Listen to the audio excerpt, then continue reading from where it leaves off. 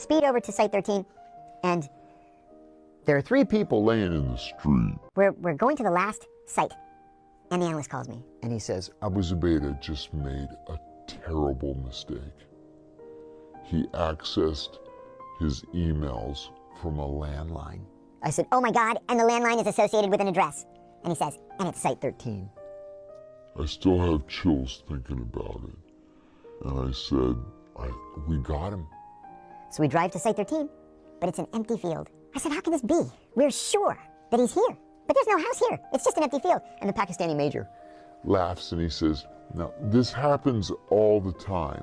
he calls a young technical officer, climbs the pole, goes through this head of wires, finds the wire, follows it down the pole, down the alley. And he says, it's that house right there.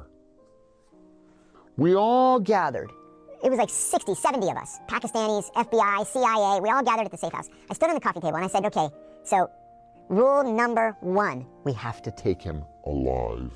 And exactly as the clock strikes 2, break down the door, Separate the women and children from the men, and take all the men to the Faisalabad jail. And so at 2 a.m., I was on the roof of the safe house with my buddy. And I looked at my watch and I said, oh, 200, here we go. And then We hear gunshots. And I said, that's not good. We jump into our car. we speed over to Site 13, and There are 3 people Laying in the street.